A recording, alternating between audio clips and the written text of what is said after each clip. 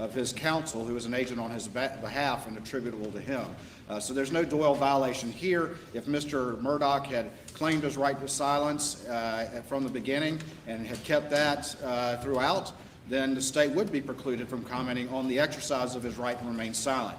But one thing we know about Mr. Murdaugh is he has not remained silent at any point during this process, and he's the one that brought up this false claim that he had been begging to tell the Kennel story, when in fact he did not do so till yesterday. Doyle primarily addresses the issue of post-arrest silence. If an accused is silent following an arrest, then it's improper to comment on a post-arrest silence. It does not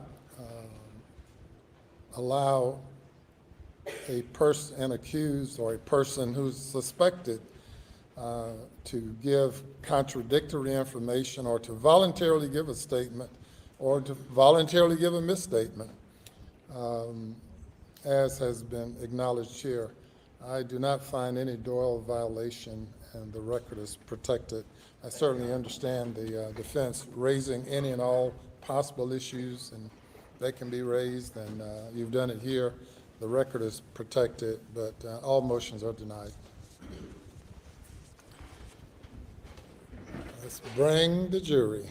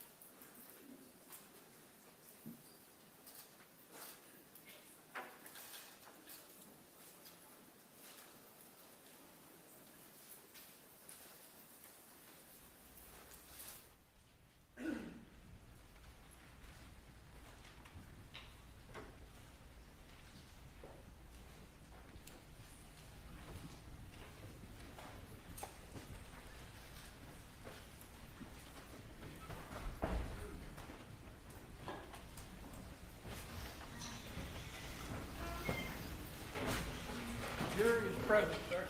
Very good.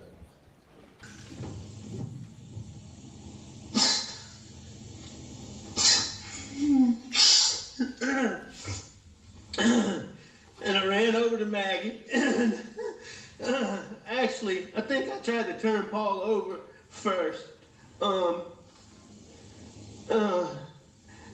I tried to turn him over, and I don't know, I figured it out. His cell phone popped out of his pocket. I started to try to do something with it, thinking maybe, but then I put it back down really quickly. Then I went to my wife, and I could see.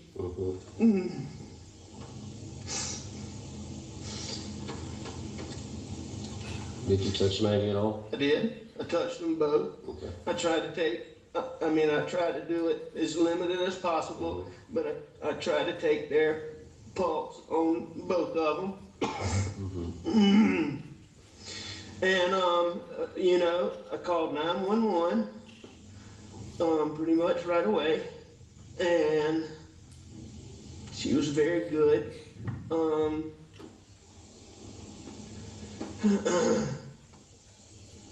I talked to her. I told her I was going to get off the phone to call some family members. I did that.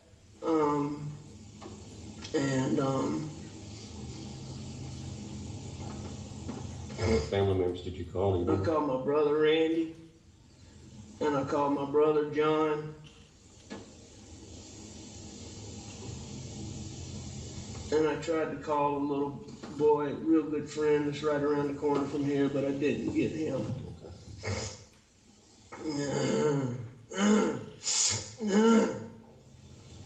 What all was around Paul when you walked up? Blood.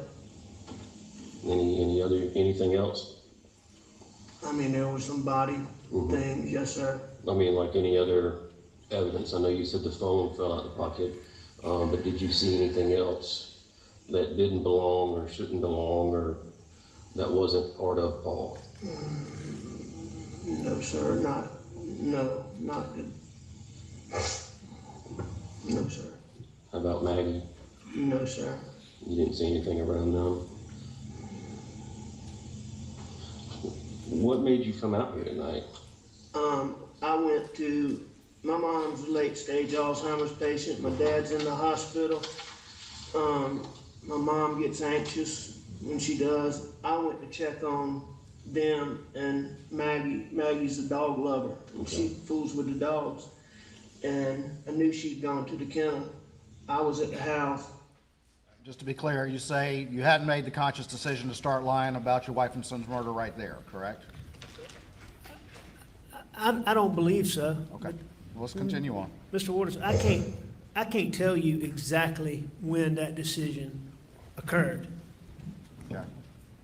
You can't describe to the jury the moment you decided to lie about your wife and son's murder. I can't tell you exactly when that moment occurred. I left the house and went. But you did say earlier that when David Owen asked you about your relationships, that was a trigger point, correct? Well, that was certainly one of the things that contributed or made me paranoid. Okay. Now, you know, there were already things that had gone on that occurred, as I said, that put me in that mindset. Yeah. But exactly when I decided to lie about that, I can't tell you. So the things again, you talked about your dope paranoia, the fact they'd taken GSR, and you talked about the advice of your law partners and Sheriff Hill and Greg Alexander, and then you talked about your distrust of SLED somehow from the circumstances and demeanor of this interview right here, correct? No, my distrust from SLED didn't arise from this interview. My distrust for SLED arose from a couple of things, and it's really several things. It arose from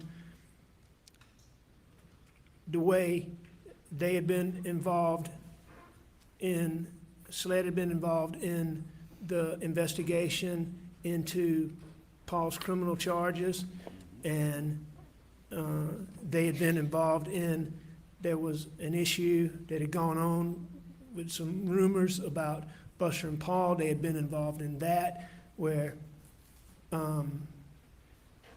you know, Buster nor Paul had anything to do with what I'm talking about, and SLED never said that, even though they told their lawyer that, they never say that. And there had been another incident where SLED had charged Greg Alexander, my friend in this case. They charged him. And in fact, I thought the agent that was involved in that was David Owen, but the charges against Greg Alexander were so, they were so wrong that my dad and I made a conscious decision, even though he was a career prosecutor, made a decision to go to the courthouse and sit with Greg Alexander while his trial went on, because It was 10 years ago, right? it was a while back, Yeah. you know? But You don't know if Dave Owen was at SLED 10 years ago. no, I checked on that, because that night, the officer who was involved in that case in bringing clearly manufactured charges against Greg Alexander. Well, you're saying the night before you sat down for this interview, you were asking somebody about whether or not something about Greg Alexander 10 years ago in the wake of what had occurred? Oh, no, That's I what didn't you're ask talking- anybody. Okay, so that wasn't what you were discussing when you were sitting in this car? No, I wasn't discussing that. I'm just telling you that I thought David Owen was the same agent that was involved in that case. Now, I learned later, because I checked on it, I learned later that it was a different David, SLED agent, first name David with a different last name. I learned that later. I'm just saying that was all part of that process going on in my mind. So you're saying that you're sitting here right now thinking that this Dave Owen and this circumstances and demeanor of this interview, you're thinking that guy had been involved in the prosecution or investigation of your friend 10 years ago? I did. Okay, so here's a new one you just mentioned to us, correct? No, that's not a new one. Okay. That's part of, I mean, the circumstances are new. I mean, No, that's fairly no. specific, don't you think? well, no, sir. I mean, the story keeps evolving. Keep going. Keep No, going. you asked me about this, Mr. Owen. What I said is part of this whole, I mean, Mr. Waters, part of this whole process involved my distrust for SLED. That was a big part of my distrust for SLED. Yeah, we can all see it on your face in this interview, can't we? I don't know. But you said what you just said a little bit ago, that wasn't the lie, that wasn't a conscious decision yet, so let's keep going. No, I'm not saying that. I'm saying I don't believe that it was. I don't Okay. know exactly when I made the decision to lie about that. All right. All right? Well, if you see it, let me know, okay? We'll go forward. To my mom's for just a little while. Tried to call her when I left, texted her, no response.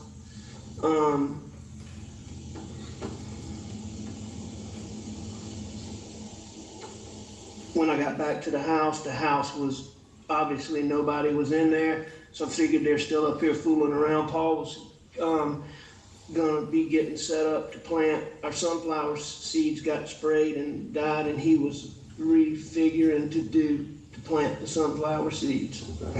So I came back up here and I drove up and saw and called.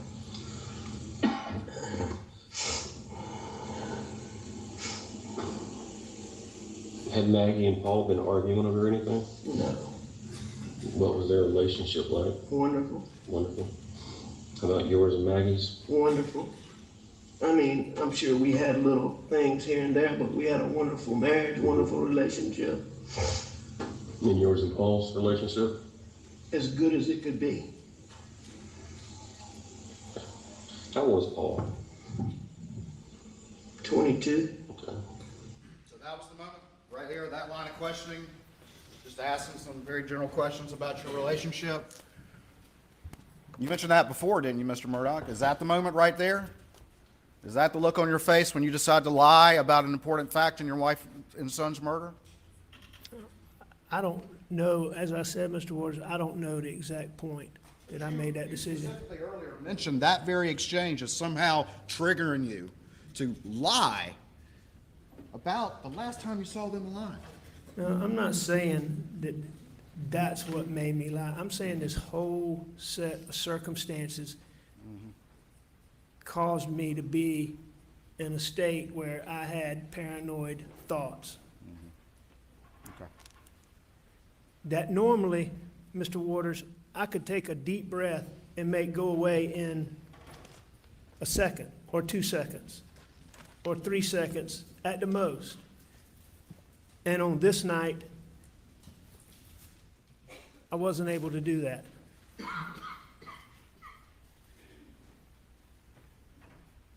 But all of those things that I mentioned, I believe contributed to that. Okay. Any more you want to add now, since you keep adding them? I'd be glad to answer any question you have. Well, I mean, I'm asking you. I mean, the factors have gone from yesterday to today, and now even after lunch, we got some new ones. So anything else you want to add right now as to factors? Mr. Waters, I don't believe that I've added any new factors. I believe that's what I said yesterday.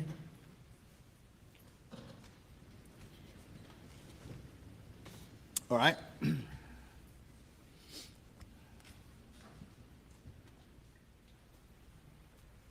I've explained some of those factors because of your questions, but I don't believe I've added any factors. Okay. All right, let me move this forward just a little bit. Okay, so most of this was stuff from a couple of them, but not. Yesterday in great detail about the boat case, which you brought up on the 911 call and to Daniel Green, and then, of course, in this first interview, correct? I did mention the boat wreck. All right, and you described that, do you remember what you said in this interview about the boat wreck? Not About specifically. specifically the other people involved in the boat wreck? You don't remember specifically? Do you remember specifically? I guess you said no. I remember talking about the boat wreck, and I Don't know know. that I talked about the boat wreck. All right, well, I'm gonna play now from 1714. Any direct threats between any of the people on the boat Okay. specifically, but I do think there's been a small amount of yip yap between a couple of them, but not recently. Okay. What was the term you used for that? A small amount of yip-yap? I believe that. It was random vigilantes, the 5-2 vigilantes, huh? No, what I believe, Mr. Waters, is I believe that when Paul was charged criminally,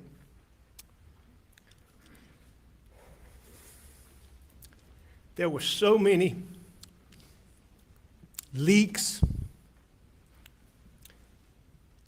half-truths, half-reports, half-statements, partial information, misrepresentations of Paul that ended up in the media all the time.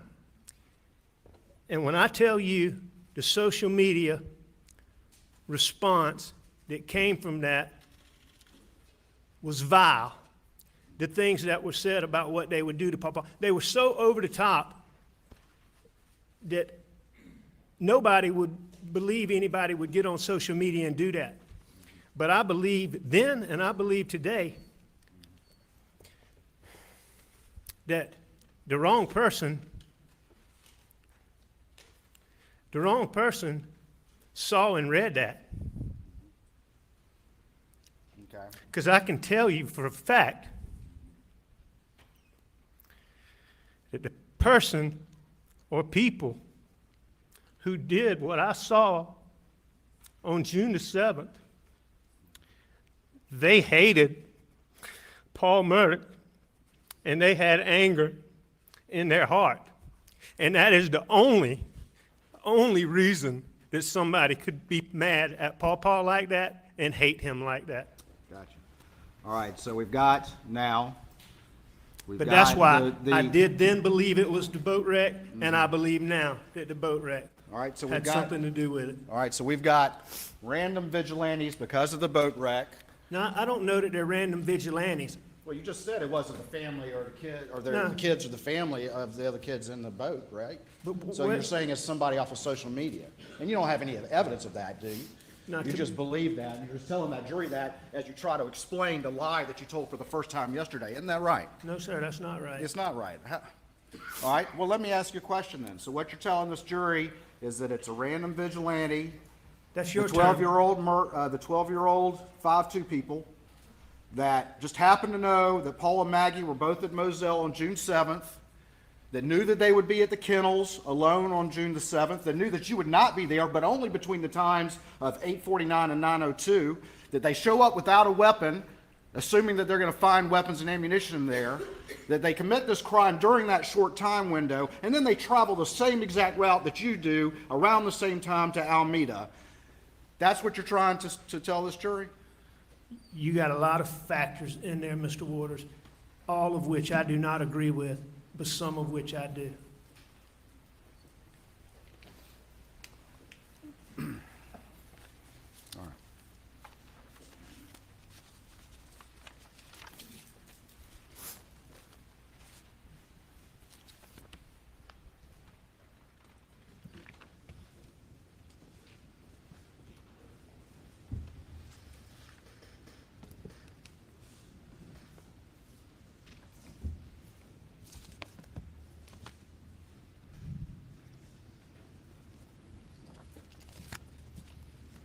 You testified earlier that after this happened, well, let me back up just real quick. When you were driving to and from Almeda, why were you in such a hurry? I wasn't. Why are you rolling 70, 80 miles an hour down that dark, beat-up road? I wasn't in such a hurry. You weren't? No, sir.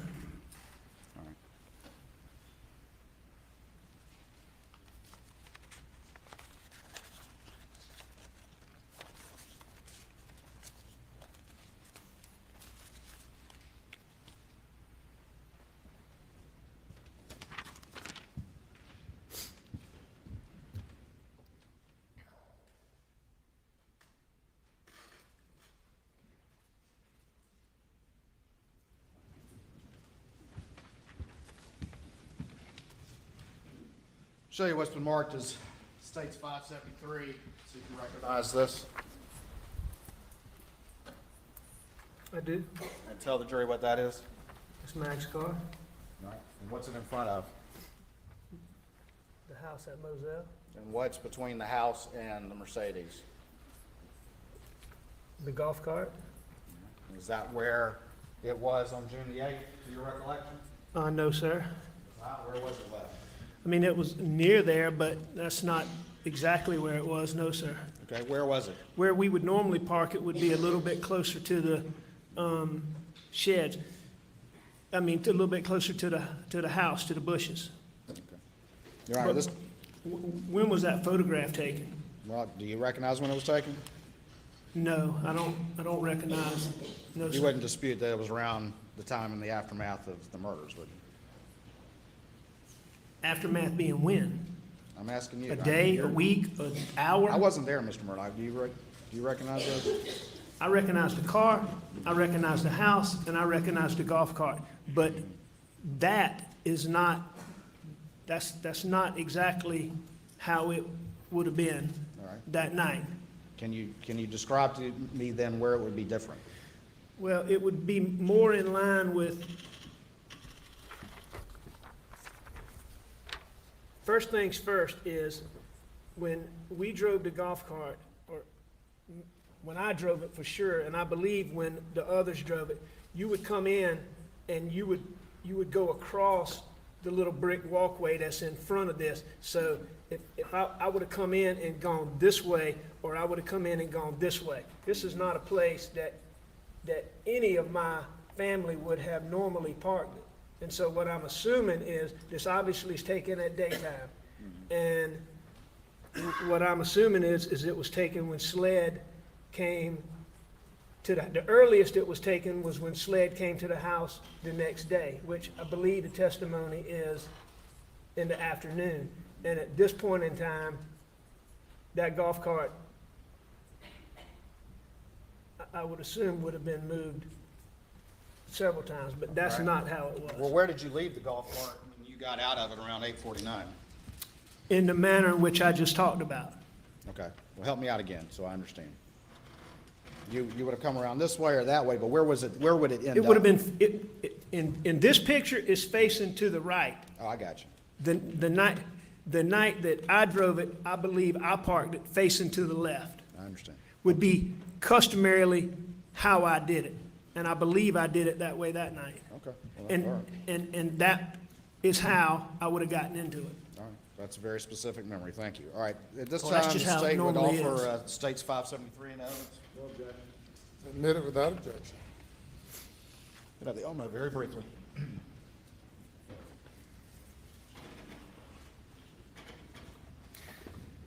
And see, Mr. Waters, you can see in the picture now that you bring this up on the screen, if you look to the right, you can see the actual steps. And just to the left of that would be where the little brick patio starts. So where I would normally park it, you would roll across those bricks and the end of the golf cart would be just past those. And we all normally parked it that way because the way you charge this golf cart is if you see that back seat that's sitting, you can see the edge. This is a 3-seat golf cart, and you can see the back seat. And a lot of golf carts have the charger that sits on the floor or something. This golf cart has a charger that's plugged in and a part of the golf cart. So you flip that seat up, and it plugs in. And the outlets are right up there by the door. Okay. Anything else you want to say about that? I'm going to answer any questions you have, Mr. Waters. Well, I appreciate all that information in great detail. Sustained. All right.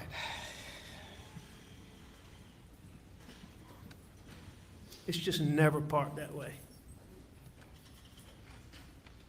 by the family.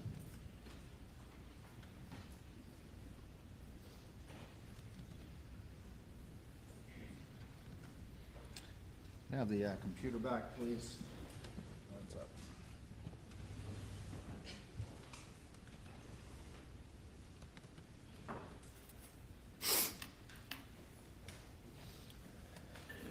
Mr. Murdaugh, I'm gonna put up the second interview. This would have been June the 10th. I'm not gonna play the whole thing, but I do want to go through a couple of things with you, okay? Anything you want to go through, Mr. Waters?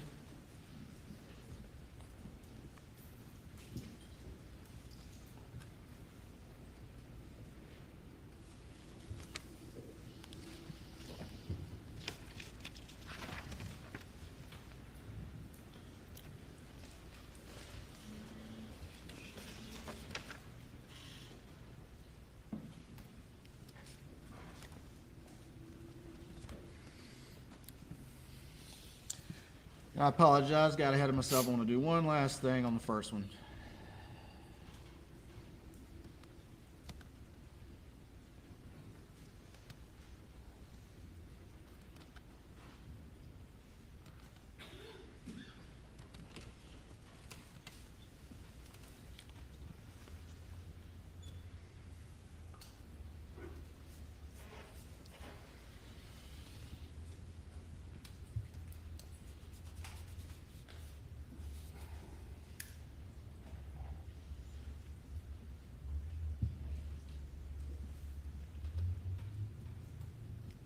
For the record, I'm gonna start it. I forget the guy's name. I'm gonna start it at 23:55. This is the first interview.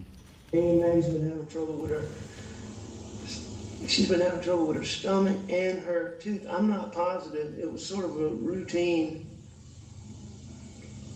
visit, and I can't remember. She told me the name of him, and I can't.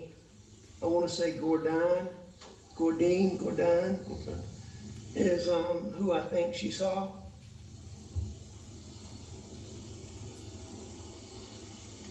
So was she back home around supper time?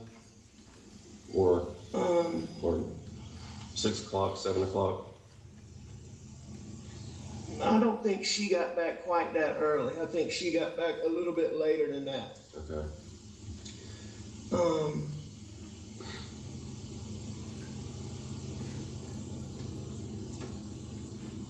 And what did you do today? Were you in the office or? No, I was home. I came home. Paul and I messed around.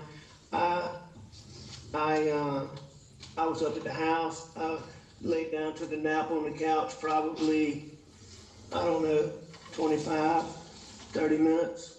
I got up, I called Maggie, didn't get an answer, and I left to go to my mom's.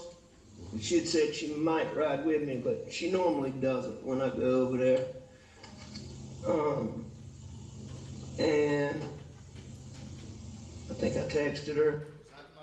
There, when you repeated the lie that you decided? Was that the moment that I Was that the decided moment you that? decided to lie to mean old Dave Owen? I don't know, as I told you, Mr. Waters, the exact moment that I decided to lie, but at that point in time, But you I did lie obviously- there, correct? I did.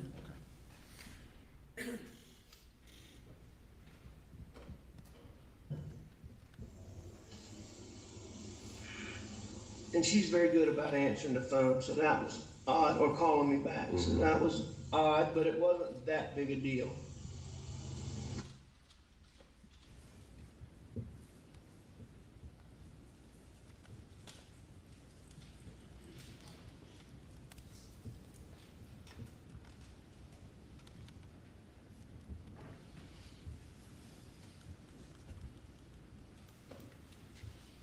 All right, I'm gonna go to the second interview. It's been previously admitted.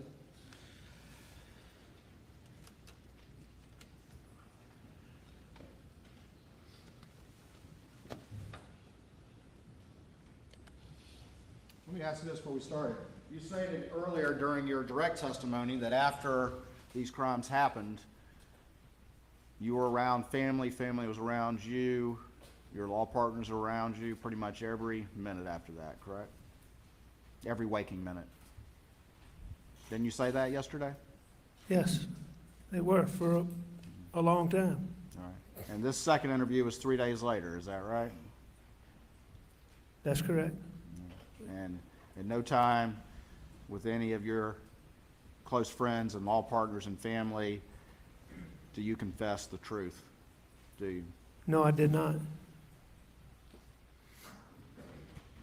Do you say, hey, man, I think I messed up.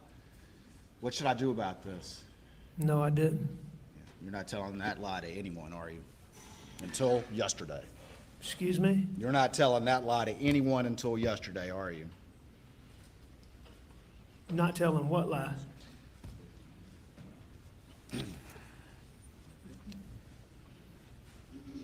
Saying I tried to tell somebody that I was lying?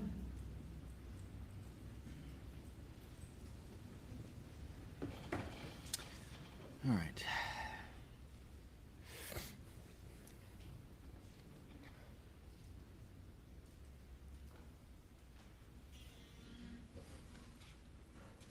Hang up. So is that. And All right, I'm going to move this to approximately 24:56.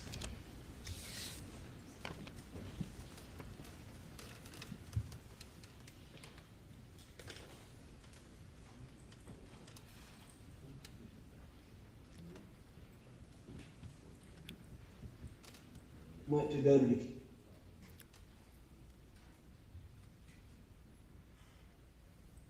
red thing, getting All right. Correction, I'm at 12:28. him, he doesn't like to go to doctors, making him go get his blood pressure checked. His feet had swollen up recently. Wow. So, you know, that was, it was a big, huge deal. Okay. You know, we hung around the house for a little while. I know that Maggie went to the Kennels. I don't know exactly where Paul went, but he left the house too. Okay. How did Maggie get down to the Kennels? I don't know exactly, but on normal occasions, she would drive a buggy, drive a four-wheeler, or very common for her to walk. Okay. How about Paul? What's Paul wasn't much of a walker, but he would use all of the others. okay? But I mean, it could be anyway, you know? I don't know exactly. I wish I could help you with that. So they left and went down to the Kennels. Well, Maggie went to go to the Kennels. Okay. Paul left. And I'm assuming, you know, Paul left Okay. because of, you know, Gotcha. what happened. I mean, I'm assuming Paul Yeah. went to the Kennels. Okay. And what did you do once Maggie and Paul left? I stayed in the house. Okay. And I was watching TV, looking at my phone, and I actually fell asleep on the couch. Okay. And what time did you? You know, I What don't time know did you wake up? exactly what time I woke up, but when y'all get my phone, you know, I think one of the first things I did when I got up was call Maggie because I was going to my mom's. And I know I texted her because I checked my phone. And what time did we say the text was, Jim? It's like 9:06. I didn't see it. Yeah, I got it written down for you. I showed you the other Yes, night, yes, didn't I? yes, sir. I got this. So, you know, I texted her, so I called her just before that. And, I mean, she didn't answer at that point. And I left to go to my mom's. Okay. Y'all will just have to look. I'm not sure if I called Paul. Well, or not. and that's why we're getting the phone so we can nail down the times and Right. and everything. Pretty much all of that was lies, wasn't it? The part about me not being at the kennel was a lie. Well, also not knowing that Paul went down there, not being sure, that was a lie too, wasn't it? I mean, you're putting some detail on this thing, aren't you? Not knowing when Paul left. Everything about me not going to the kennel was a lie. And you're able to just do that Max- just so easily and so convincingly and so naturally, don't you? I mean, that's not for me to judge. That's true.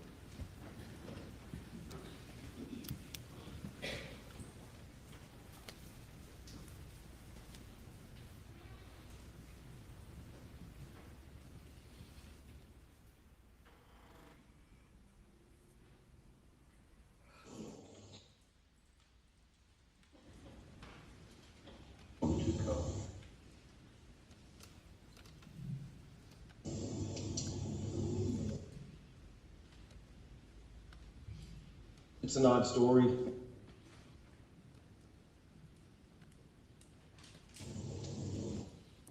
get to where I'm going. Feel right now. So do y'all have any good clues?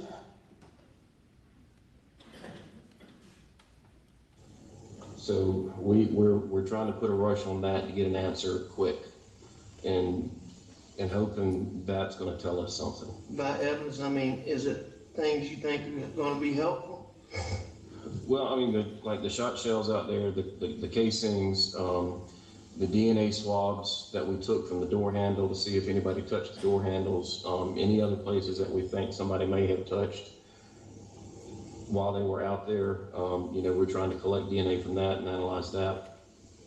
Which at the conclusion of this, what I'm gonna also ask is that we get a buccal swab, the DNA swab from you. No problem. Your DNA is gonna be there, but we need to eliminate it once it's developed.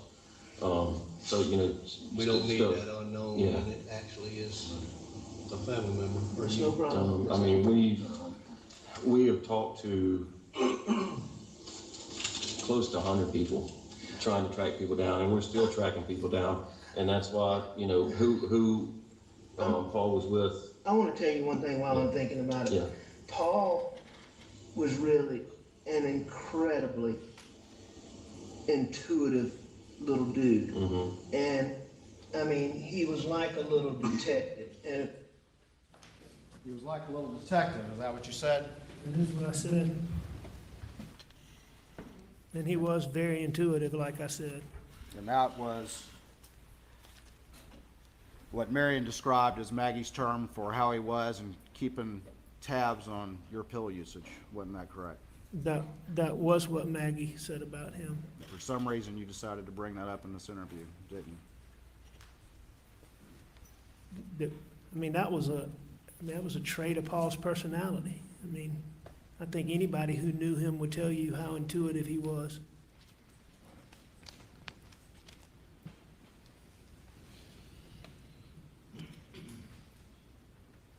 Got it.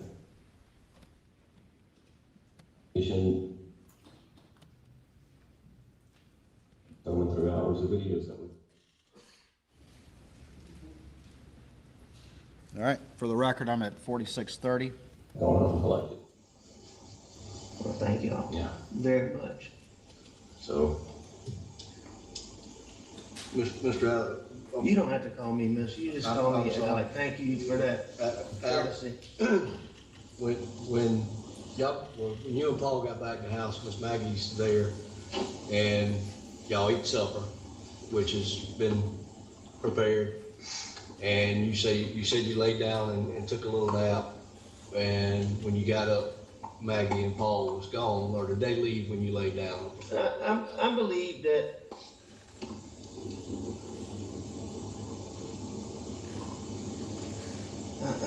I'm not sure. But they weren't there when you woke up around the 9 o'clock mark or so when you made the call to Maggie to let her know you wanted to. No, nobody was in that house when I left.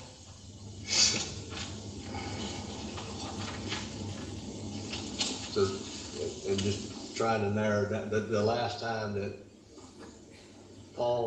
you saw Paul and Maggie is when y'all were eating supper. Yes, sir. Something. Your answer was yes, sir. Is that correct? That's correct.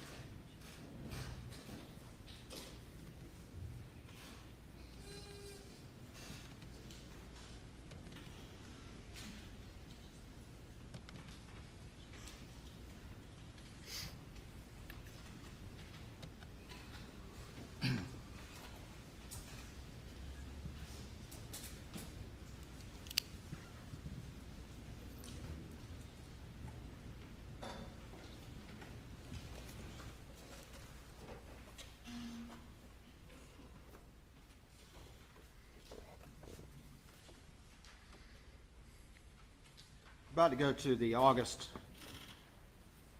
2021 interview, but between that June 10th interview and the August interview, you were not working very much, is that correct? If at all? No, I definitely wasn't working very much. I think I was working a little bit, but no, not very much at all. Did you go to Johnny Parker to borrow $250,000 in order to cover the Ferris fees? So I that did. You did? I did. Did you tell him what that was for? No, I did not tell him what that was for.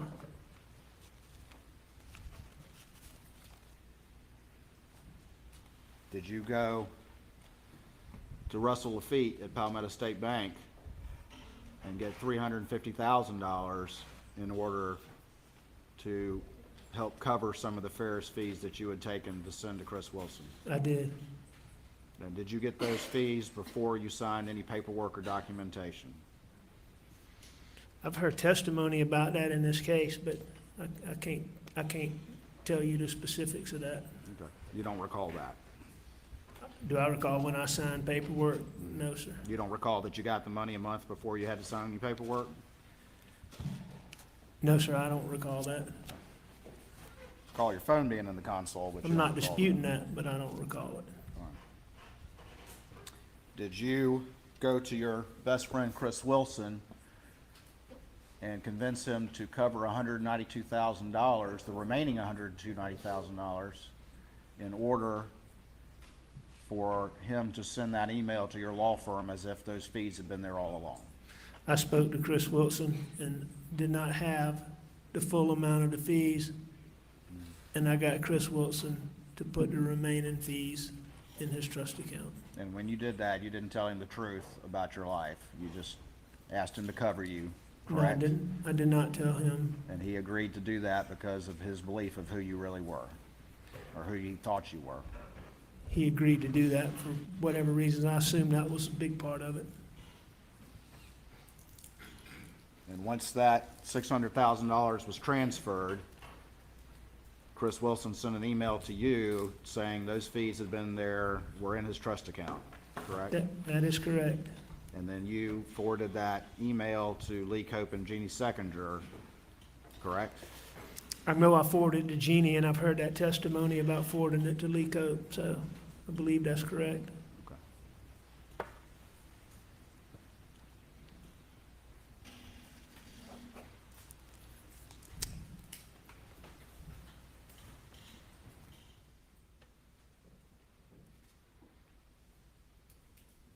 Why'd you not get it all from PSB?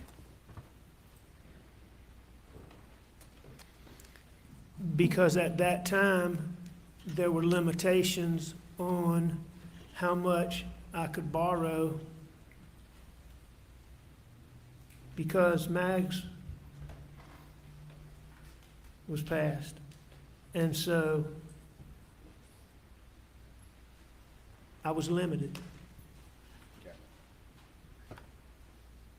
I couldn't get a loan against Moselle and had to get a loan against Palmetto State. Against Edisto.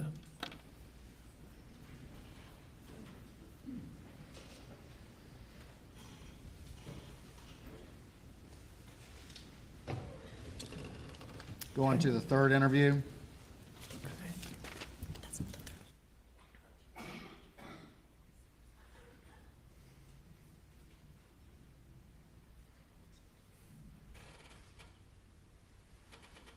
All right, I'm going to go to 1745.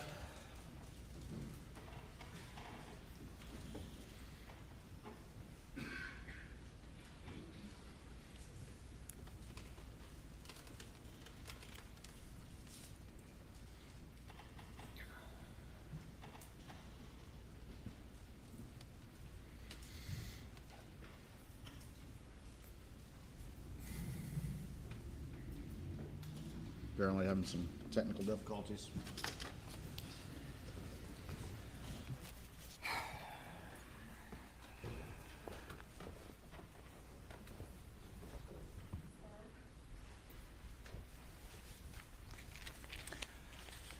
jury's seen this, so, I mean, again, you repeated the same lies over and over again, I did. effortlessly and convincingly. I don't know about that. Well, they can see it there. I agree with that. Nobody yelled at you. Nobody yelled at me. Nobody, none of these guys were ever discourteous to me. Like, Nobody what? I said, none of those guys were ever discourteous to me. You made a comment earlier that David Owens was mean or something about being mean, and he was never mean to me.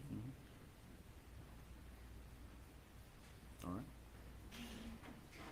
But you decided to lie in part because you distrusted David Owen.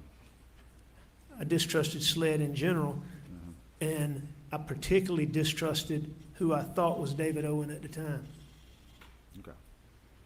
who turned out not to be David Owen. So, wait a minute, I want to be clear. You're saying now you thought that this was some David Owen that had something to do with Greg Alexander 10 years ago. No, sir. And I'm not saying that now. I've said that all along. Uh-huh. The person that I saw and watched in Greg Alexander's trial that was clear to me was just, it was terrible what they did to Greg Alexander. And the person at SLED who was responsible for that was a guy named David. All right, and I'm not even getting into his last name. I thought that David Owens that night was that guy. Later, down the road, and it was a while, I checked into that and I found out that I was mistaken, that it was not David Owen. It was So a when we went different back David. and we spent a lot of time going through that first statement, you're telling me now that you were sitting there thinking that this was a completely different guy the whole time, and that was on your mind during that entire interview. Yes, at the time, all right. I thought that David Owen, no, I didn't think David Owen was a different person. I thought that David Owens was the person that my dad and I had watched. Just, I mean, my dad and I truly thought evidence was Yeah, you said that manufactured, part. and I thought it was David Owen, and I was wrong about that. But that's what I thought that night. Any other factors or details you want to add about your decision? I want to answer any question you have, No, Mr. no, I mean, Waters. let's, any more? Do you have any more questions, sir? No, I mean, any more about your decision to lie. I mean, I just want to, let's get it all out now. Okay, If you have any questions, I'll be glad to answer them, sir. all right, well, I do.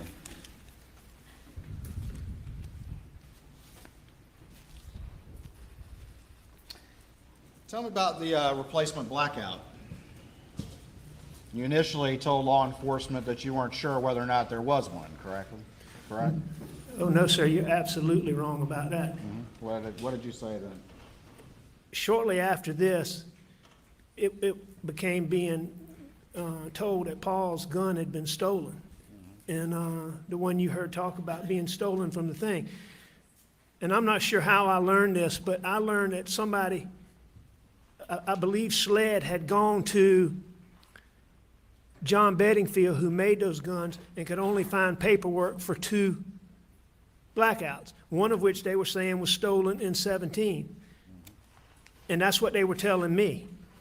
And I was certain and told them that I was certain that there was a third one.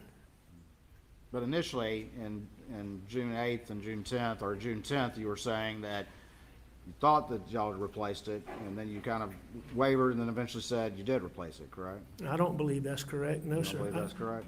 No, I don't believe that's Did you correct. say to law enforcement that you thought that this third gun, the replacement blackout, had gone missing in Christmas of 2020? It did go missing in Christmas of 2020. So you're telling them that one also had been missing 6 months prior, correct? When- Answer my question first, and then you can explain. Did you all tell law enforcement that that gun had been missing since Christmas time? I told law enforcement that when we looked for it at Christmas time, we could not find it. Okay. And that was accurate. We looked for it when we were trying to shoot hogs, when we had a group of people out there, and we could not find it. Okay, but you now know that it was there as late as turkey season. I know, sir. I know that Will Lovin and Paw Paw had it right before turkey season, like Will Lovin testified to. So it was around, actually. It was around there at some point in time there, yes, sir. So you're saying it got stolen a second time, or you just don't know? No, I'm not, The 12-year-old stole it a second time? I never said a 12-year-old stole any gun, Mr. Sorry, the Waters. 5'2" people stole it a second time?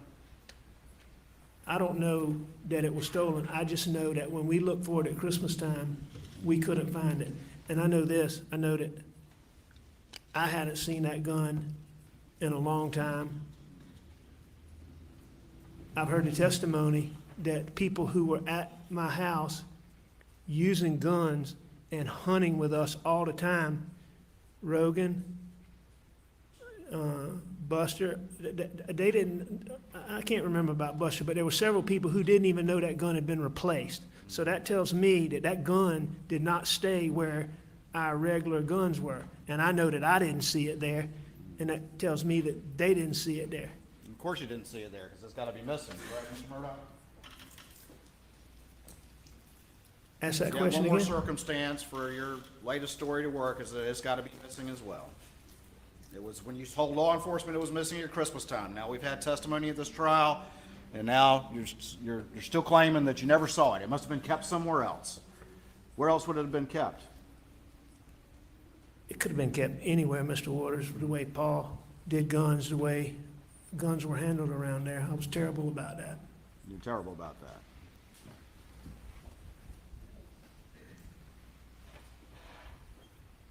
I should have been stricter. But you know that that third gun was fired right outside the gunroom door in turkey season of 2021, correct?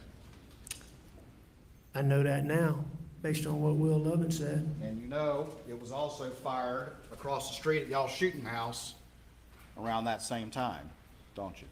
No, sir, I don't know that, but I know that I would assume that it was fired at the shooting range, but I have no, I don't have any reason to believe it was done in close proximity to that time.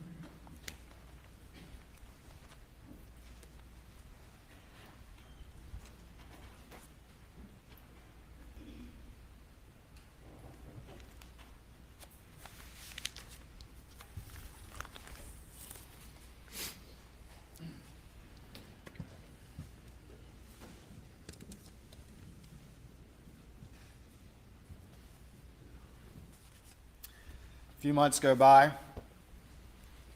couple months go by, and you get confronted about your thefts from the law firm, correct? September of '21. And unlike June the 7th, when Jeannie confronted you, this time they had unassailable evidence, correct? Yeah, that's correct. I mean, they had, No wiggling out of this one, correct? I didn't try to wiggle out of this one. Well, you've been wiggling before, though, right? You wiggled when you stole your brother's money twice, correct? I admit almost all of these things, Mr. Waters, but that's one of the things that I take dispute with, Which one?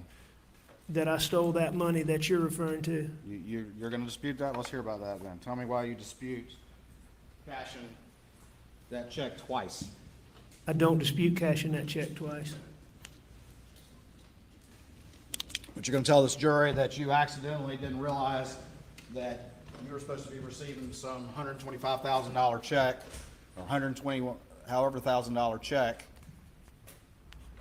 2 times. What How I'm many telling you, $120,000 checks do you receive? I got that check, and this is several months after. I mean, you can look at my finances and you can see how I was doing. I didn't balance a checkbook. But the fact of the matter is, when I got that check, I asked about it. And I was told mistakenly that it was for me, that I had done, participated in that year-end thing, which I did sometimes, not often, but sometimes.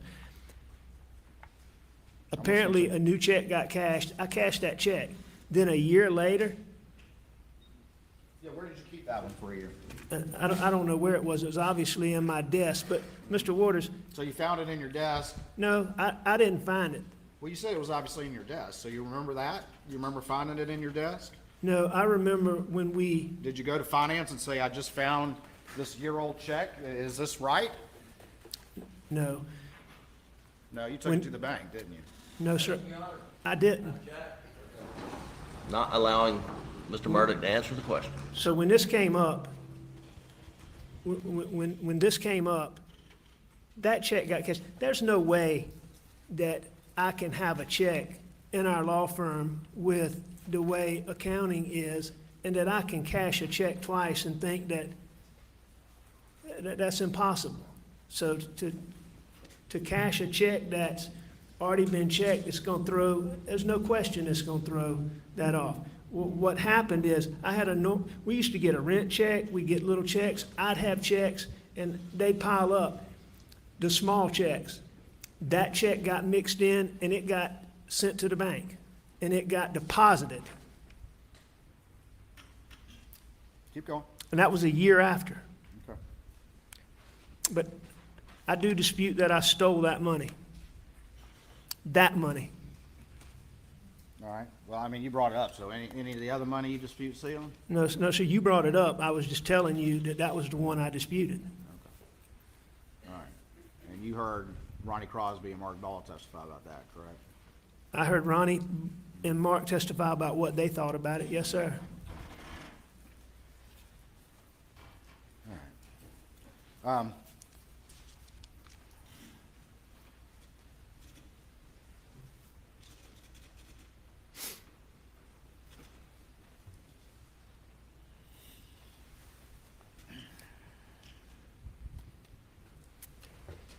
You testified yesterday about the side of the road,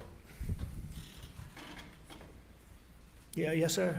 and then you heard the testimony during the state's direct case about what you said on the 911 call? You heard that, didn't you? I did hear that. You heard the 911 call where you said you'd been attacked by an unknown assailant and described him? I did. And you saw the video from the ambulance where you said you'd been attacked by an unknown assailant and described him? I did. And you heard the testimony from Ryan Kelly where you, again, went into detail and described this attack from an unknown assailant? I did. And you heard the testimony about your interview on September 6th with law enforcement, in which you went into great detail and again described this unknown assailant? I did.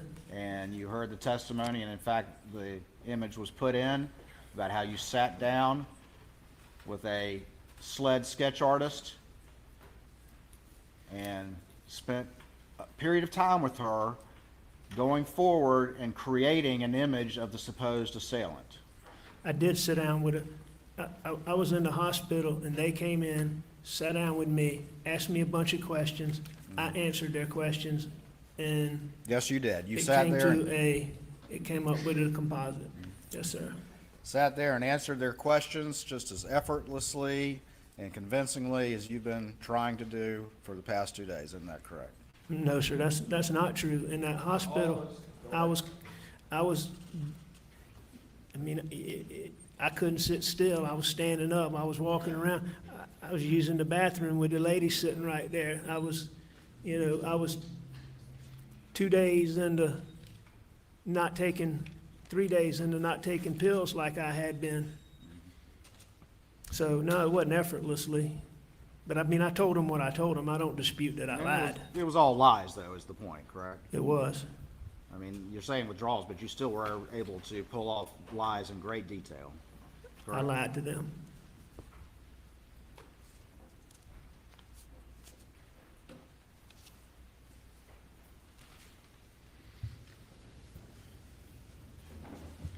And the lie that you told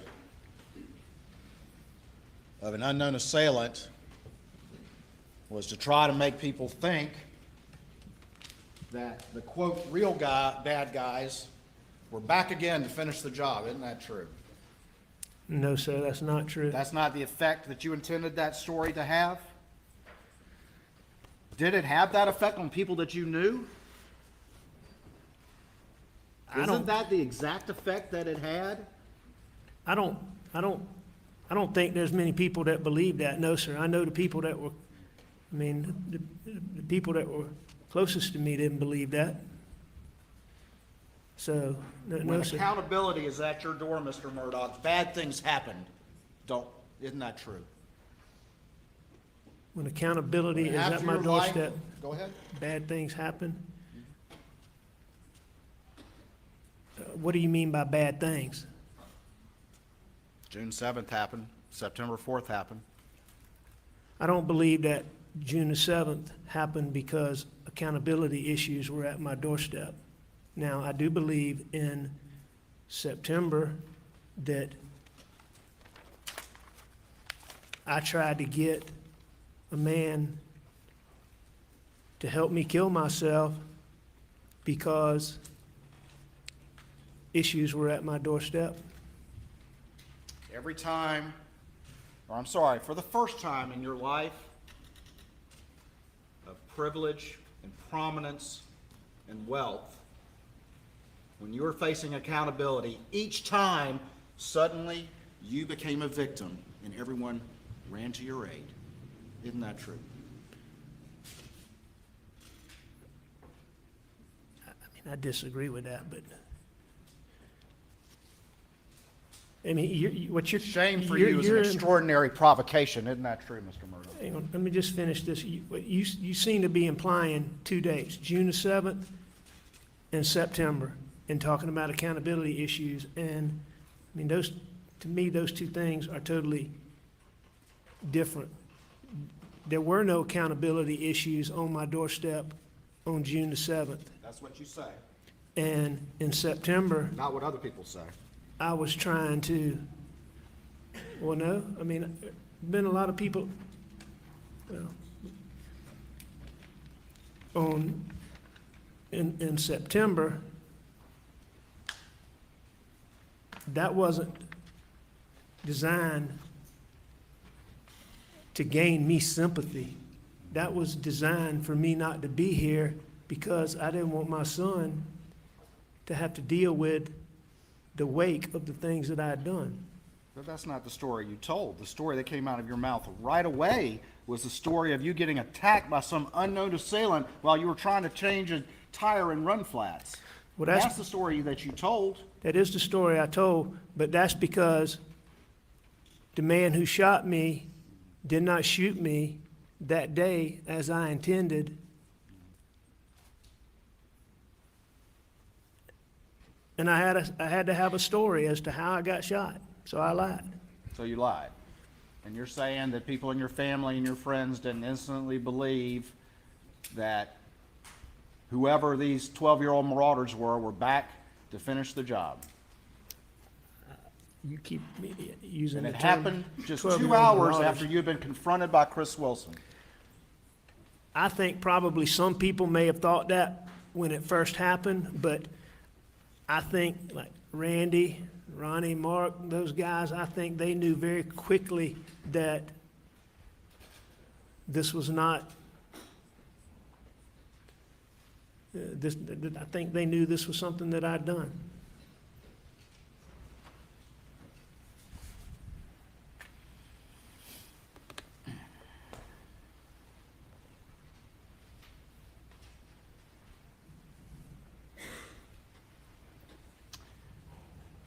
Shame for you, I asked this before, but shame for you is an extraordinary provocation, isn't it, Mr. Murdaugh? Shame for me is an extraordinary provocation. I don't like to be shamed. The prospect of humiliating the legacy is an extraordinary provocation to you, isn't it, Mr. Murdaugh? What do you mean by an extraordinary provocation? It affects you deeply. It's your biggest concern, is it not? No, that's not my biggest concern.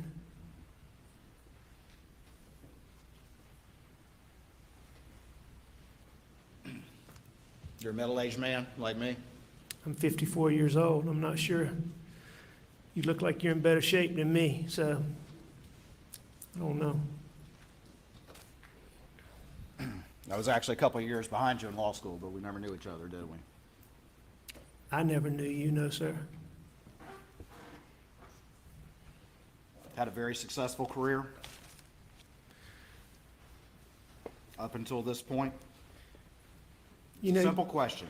and the answer to that is no, Mr. Waters. I was an addict for more than 20 years. All right, so making millions of dollars over a decade is not having a successful career? Is that what you're going to tell the jury? No, that's not a successful career when you, Okay, well, let me put it no, like this. hang on. Let me just. All right, go put ahead. this- You know, it may have been what you perceive as a successful career, but, you know, I was the one who was fighting that. You don't have a very high self-esteem when you're an addict. So I don't deem myself a success. All right, would you agree that at least outwardly you're perceived as successful?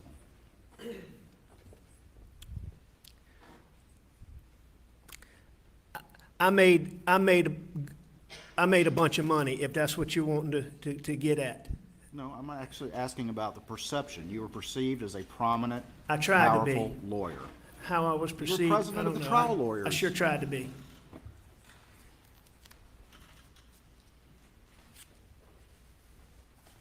You lived a life of possessing authority. Possessing authority? Yeah, we saw the badges. You just admitted of your prominence in the legal community. I don't think that I lived a life of possessing authority. I never saw myself as that way. You don't think you lived a life of privilege? I think I was very privileged.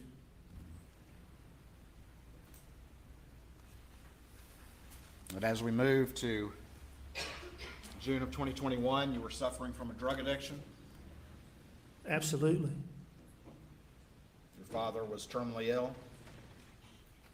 When? I mean, As we move to June of 2021, no, sir. he was very ill. He was very ill. And you were coming to a point of financial crisis.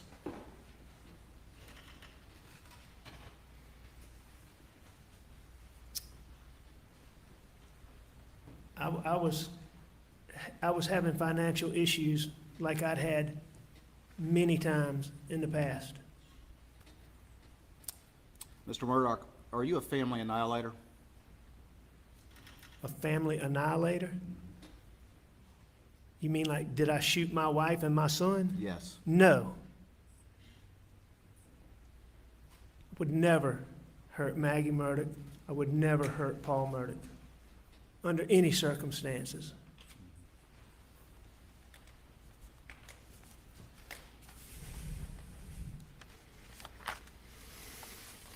Say that.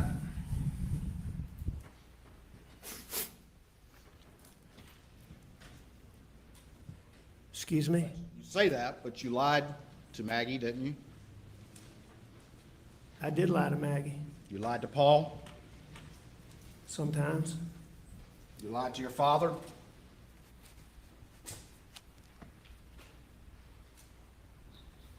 I'm sure I did at some point. Did you tell him all the stuff you'd been up to over the years before he died? No, I didn't tell him. Did you lie to your brothers? About financial things, Yes. I would have lied to Randy at some point, I'm sure.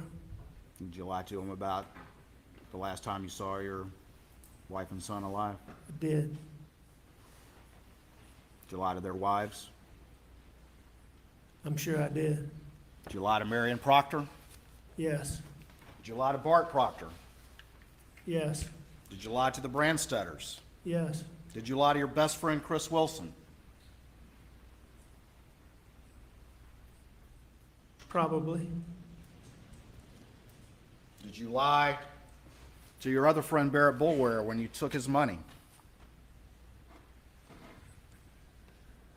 No, sir. No. I didn't lie like I told you. I didn't lie directly to him. I lied to him by omission like we talked about. I mean, I didn't talk to him, I didn't see him at that time. Did you lie to your law partners? I did, Did you lie to them about the kennels? some of them. Did you lie to Mark Ball? Yeah, I believe, based on what Mark said, I believe I did. Did you lie to Ronnie Crosby? According to what he said, I believe I did. Did you lie to Johnny Parker? I don't believe I ever discussed that with Johnny. Did you lie to him about the finances when you borrowed that money in July of 2021? I don't know if I lied to him about, I don't think Johnny asked me, I don't think I had to lie to Johnny about that, so I don't know. Did you lie? Well, you certainly didn't disclose to him the truth when you borrowed that $250,000, did you? I did not tell him what I was gonna use it for. I mean, didn't we say before that not telling the whole truth is the same as telling a lie?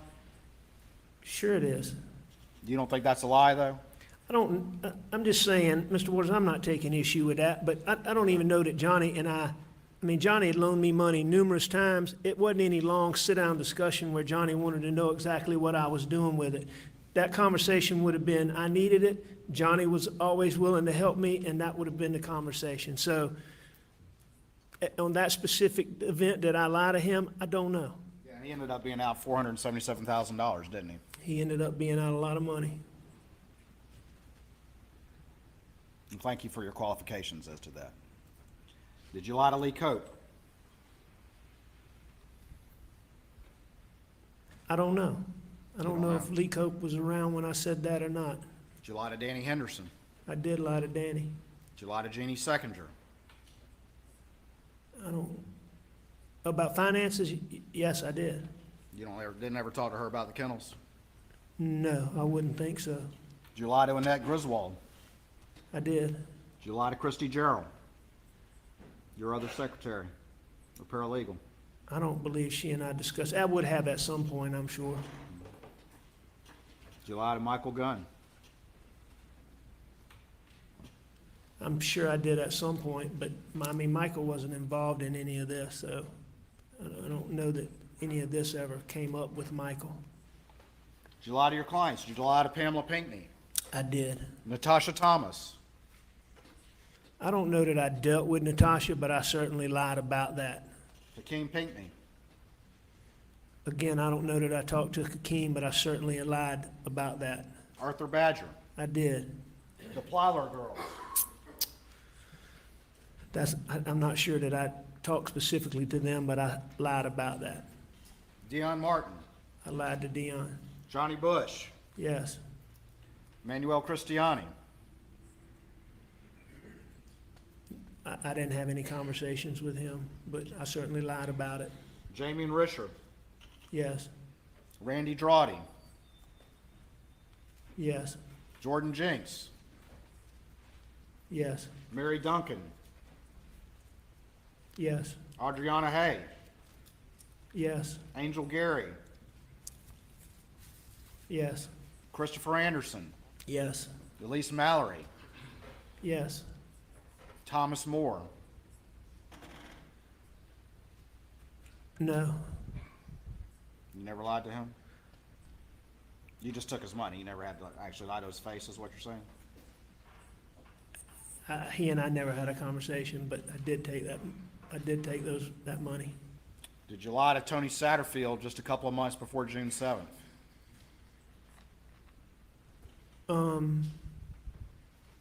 We saw the text. You want me to get it out? Just remind me. There's been a lot. Just remind me what it was. I'm going to show you what's been marked as 463. And I don't remember the exact date, so. That was in April of 2021, is that right? Where you text him and tell him how hard you're working on the case, when in fact you had stolen millions of dollars from him? Tony Satterfield, who got up on the stand and told the jury about that? I texted him on April 12th, so 5 weeks before June 7th. Told him everything was okay, you're working hard, right? It's a complex case.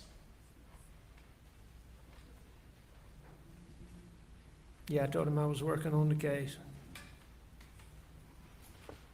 He was the son of your longtime housekeeper, Gloria. I'm sorry? He was the son of your longtime housekeeper, Gloria, who had served your family for many years. That's correct. And you stole millions from those boys. I stole those funds. And he and his family had started asking questions as we moved to June 7th. Didn't that happen? No, I mean, there wasn't any rise in them asking questions, no, sir. I mean, he periodically checked in and asked me questions, but, you know, it had come out long before this, I believe in the Island packet, that there had been a settlement of $500,000.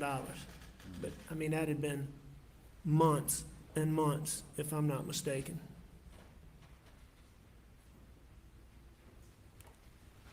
And so I didn't notice any uptick in Tony asking questions, and I don't believe that there was any uptick in Tony asking questions before June the 7th.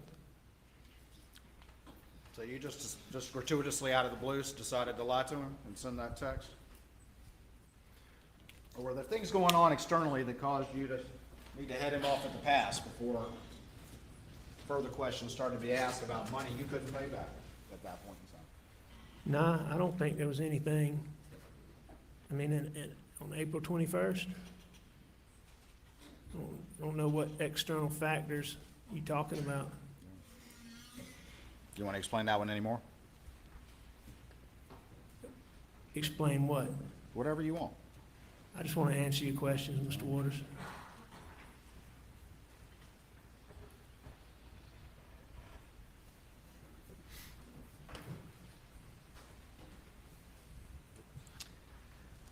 Lied to everyone about the side of the road, the people that came to stop to help, and the ambulance folks, and the 911, and Ryan Kelly, and the composite sketch artist, and all of them, correct? I lied to a lot of people about that. You know why people lie, Mr. Murdaugh? Because they know they've done something wrong. For the most time, I do. And you've been able to lie quickly and easily and convincingly if you think it'll save your skin for well over a decade. Isn't that true? I have lied well over a decade. And you want this jury to believe a story manufactured to fit the evidence that you brought forth just yesterday, after hearing this trial's worth of testimony. No, sir, that's not correct.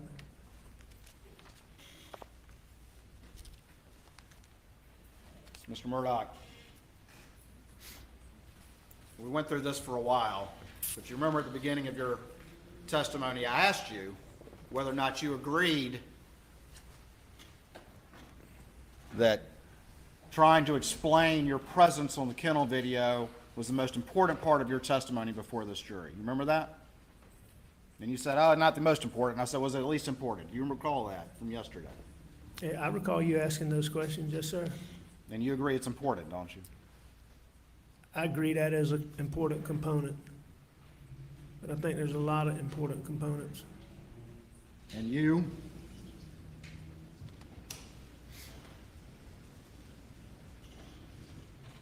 testified yesterday and during cross yesterday and cross today. It's kind of evolved on the fact of the factors that led you to decide to lie at some point during that interview with David Owen, correct? I disagree with that. I don't think those factors have evolved. I mean, you've asked some more specific questions, but those factors are still the same factors. You may have asked questions and gained a little more detail, but those factors haven't changed. But it was the dope paranoia, it was the fact that the deputy took your GSR, It was the fact that your law partners and Greg Alexander and the sheriff were telling you you needed to have a lawyer before you talked to police. It was the factor that you got in the car with Dave Owen and thought he was somebody else from some case 10 years ago, correct? That believing David Owens was the person involved in the case that I talked about was one of the factors that caused me to distrust SLED. All right, and then also you said that they started general. asking you about, in that first interview, about your relationship with Maggie and Paula, and that that's one thing you mentioned as well, And correct? that was certainly something that contributed to me having paranoid thinking.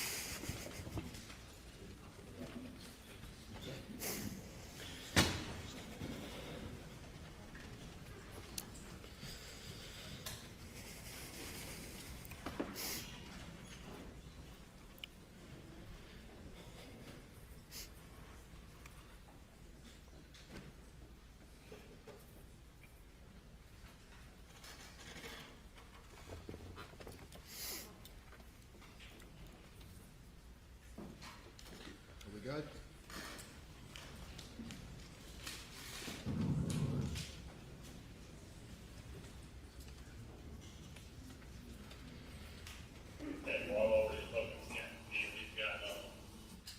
For the record, I'm playing the Daniel Green body cam video, 2026. He's also gonna give us the assistance of a couple of violations.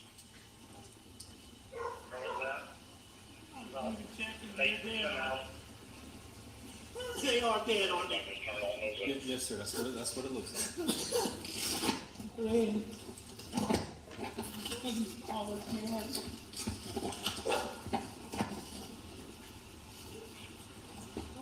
now?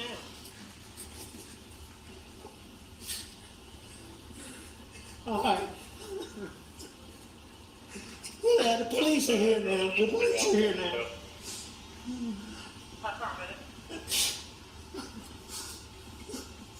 That's my brother. Okay. When was the last time you were here with them? Or talked to them or anything like that?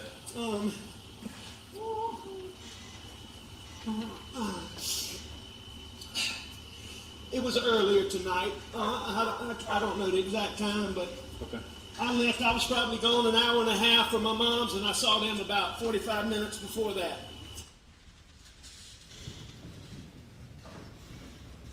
That was Sergeant Green, correct? Yeah, that was Sergeant Green. And at that point in time, SLED was not there. No one had gotten GSR from you. Your law partners or Sheriff Hill were not there. That's correct. No one had asked you about your relationships. David Owen was not there, That's correct. but you still told the same lie. And all those reasons that you just gave this jury about the most important part of your testimony was a lie too. Isn't that true, Mr. Murdaugh? I disagree with that. Nothing further.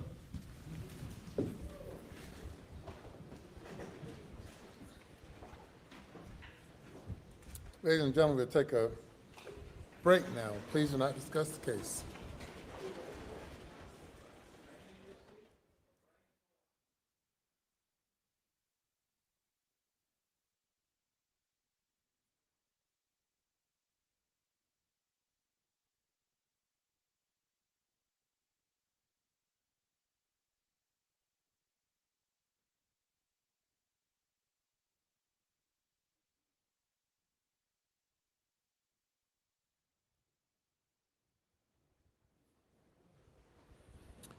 You may step down. Please do not discuss the case. We'll take 15 minutes. All rise.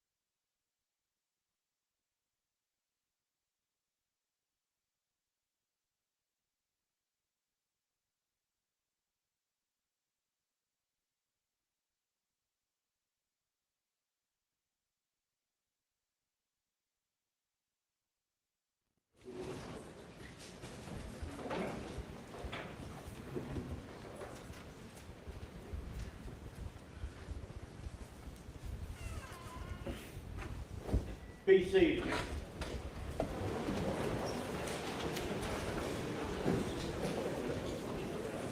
You may bring the jury.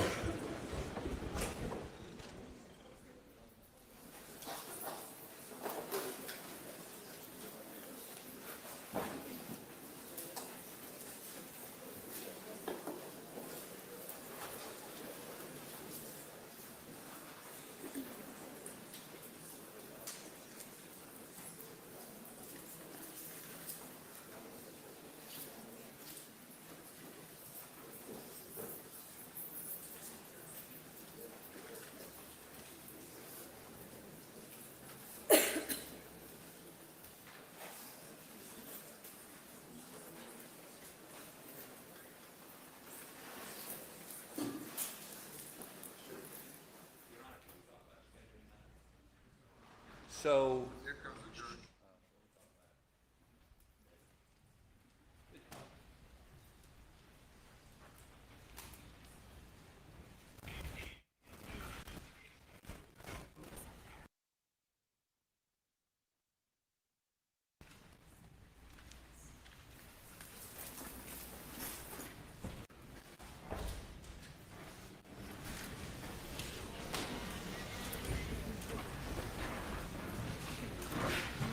Jury is present. All right, thank you. Redirect. Thank you, Your Honor.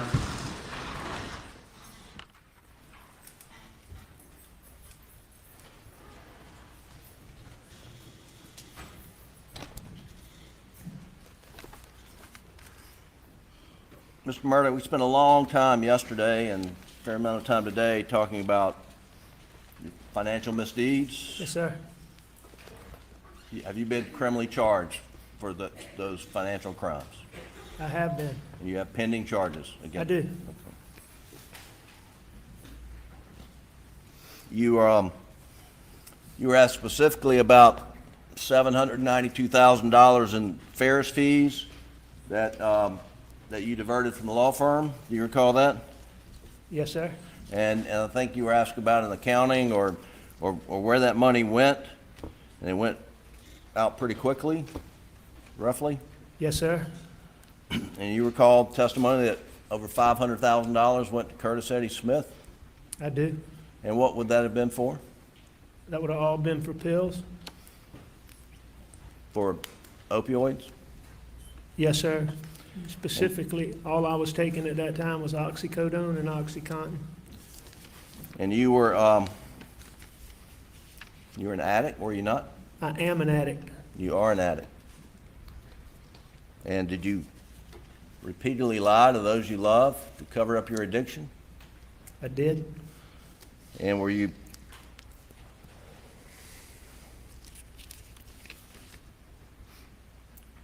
concerned that you would be exposed if you didn't continue to lie about your conduct?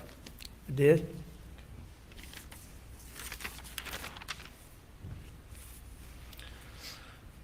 There's some specific things you were asked about, which I'd like to go over. One thing you had referred to a text message that you'd seen later on between Maggie and Blanca. Do you recall that? I do. And it's in the evidence as Defendant's Exhibit 54. And Doug, if you could pull that up, please, sir. And if you could highlight the Blanca text. Is this the text message you're referring to? It is.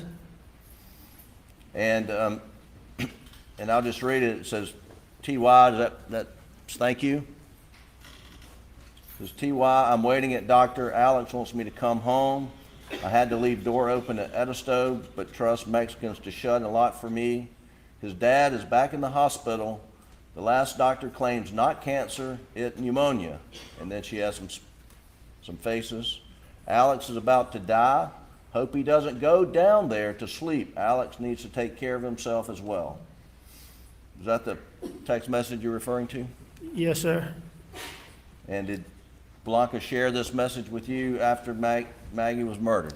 Blanca ultimately she shared that with me. She first told me that, you know, Maggie was worried about me, how much she loved me, and that she was worried about me, and had texted her. Okay.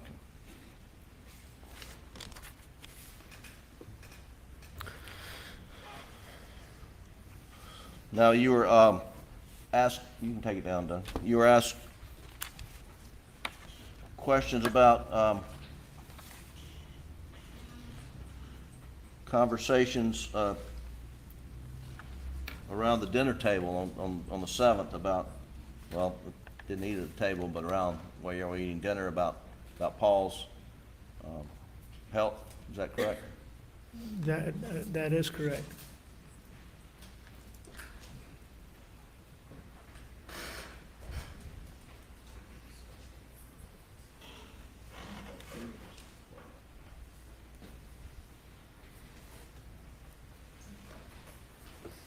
Alec, I'm gonna show you two exhibits, defendants 179 and 180, and ask if you can identify these two.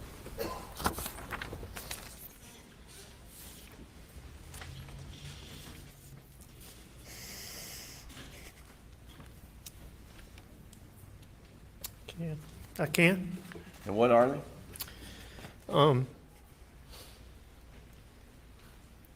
It's text from, let's see, it's a text from Paul to me on May the 30th. And then, and what's 180? Exhibit 180 behind it. That's a picture of Paul's feet. Your Honor, we'd move defendants exhibits 179, 180 into evidence at this time without objection, I believe. Without objection, Your Honor. Submitted. Pull up. Do you have 179, or we've got to put it on? You can let me put it on the Elmo.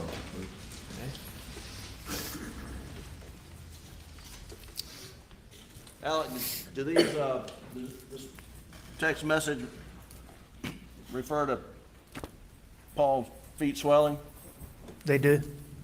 So if you'll do, you can pull it up, like, go up a little more so we can read it.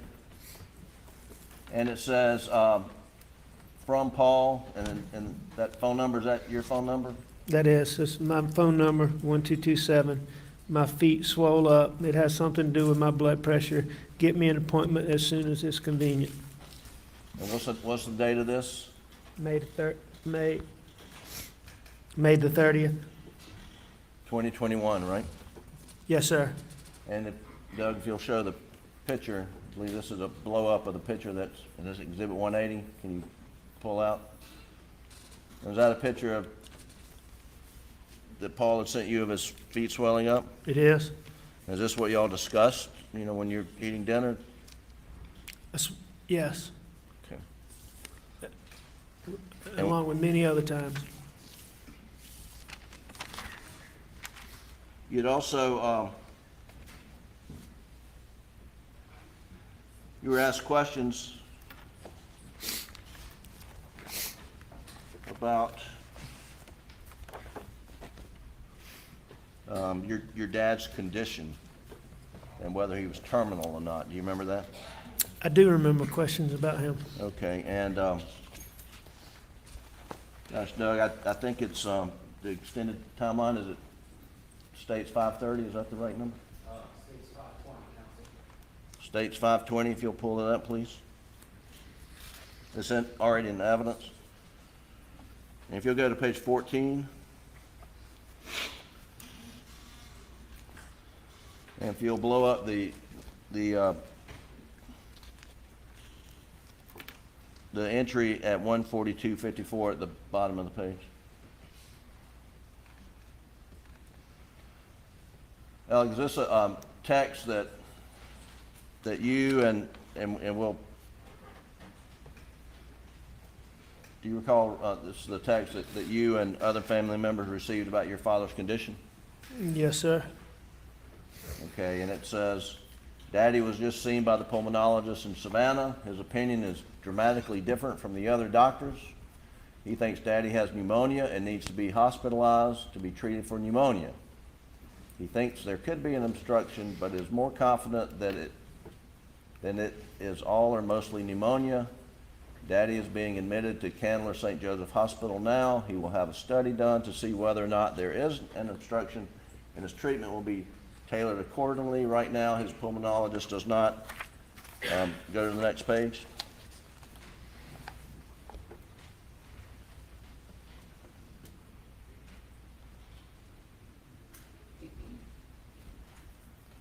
Does not believe that he'll be getting radiation treatment, and in fact, the pulmonologist says that the palliative radiation treatment to try to open the airway is a Hail Mary.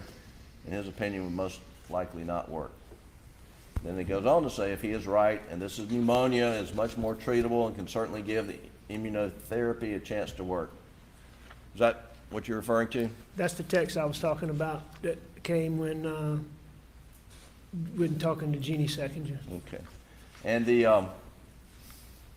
and this wasn't a terminal diagnosis on the 7th, was it? Not on the 7th. That was actually a little bit of positive news. Okay. That was short-lived, but it was positive at the time.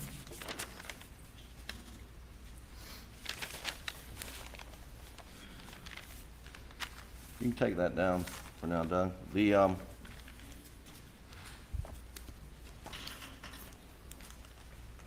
But stay on that exhibit. Alec, you were asking, if you'll go to page 46, please, the same exhibit, 520. Page 46. And if you'll highlight and blow out the 90218, Alec Murdaugh's iPhone shows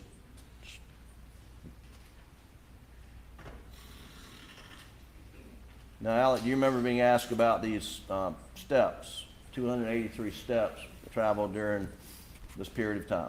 I do. And I think you testified your belief was you're just getting ready to leave to go to your mom's house. Is that right? That's correct. I mean, that would have been the time I was right before I left to go there.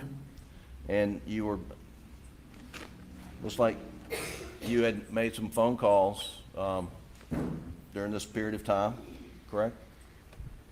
Yes, the record show. Alec, did you have Maggie's phone with you at any time between 9:02 and 9:06? I didn't have Maggie's phone with me anytime that night.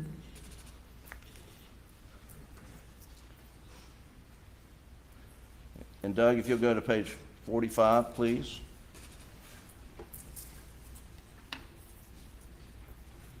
If you go to the entry at 8:53:15 to 8:55:32.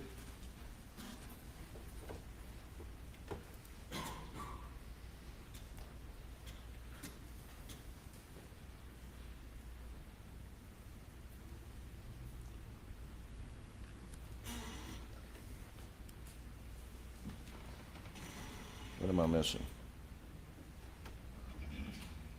Can you go, you're missing it. Go up one more entry, please. The one that records steps, please. And then take it all the way to the bottom, Doug. Thank you. This is in evidence, and this is Agent Rudowski's timeline, and it says Maggie Murdaugh's phone, iPhone shows 59 steps traveled between 8:53:15 and 8:55:32. Were you walking with Maggie Murdaugh's phone during that period of time? I wasn't walking with Maggie's phone anytime that night. And if you'll look at Agent Rudowski's entries, is there entry of her phone showing steps during any time between 9:02 and 9:06? Do you see any on this page from 8:53 to 8:55? No, sir. If you'll turn to the next page, page 46. Going down to your steps. Is there any recording of phone steps, phone recording steps, according to the data we now have for Maggie's phone at any point in time up to 9:02? No, sir.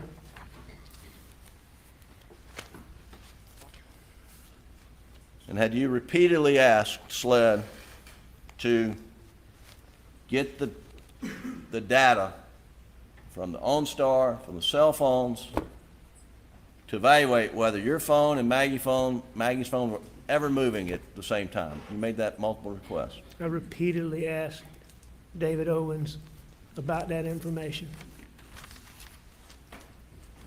And when you asked that question, were you aware that Maggie's phone had been located, down the road, half a mile or more? Is that right? Yeah, I knew where her phone had been located. And why was it important to you to get that information? Because I knew that whoever had done this to them had Maggie's phone. And I knew that my phone and Maggie's phone and my car were never together.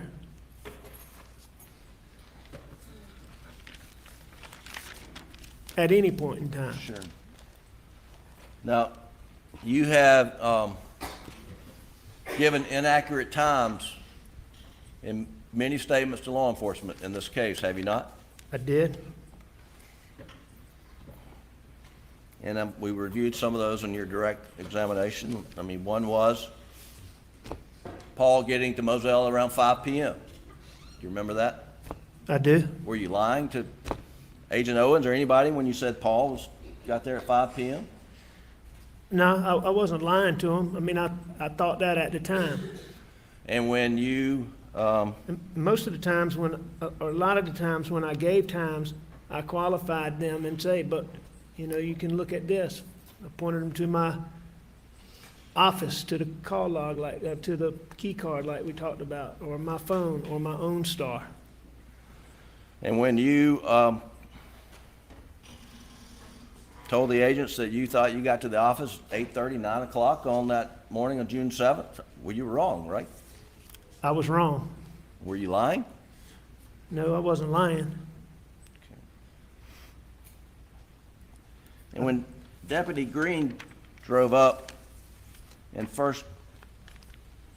you had the first encounter with him, I believe you told him that you had been gone to your mom's house for an hour and a half. Is that right? We just heard it. The last one, Yes, sir. yeah, hour and a half. I think that is what I told him. Hour and a half. And that the last time you saw Maggie and Paul was 45 minutes before that. Yeah, that's what I said. And when you spoke to Agent Green, Deputy Green, it was about, I think the records show they didn't arrive on the scene until 10:22 or something like that. Is that right? That sounds right. I think that's what the records show. That sounds right. And that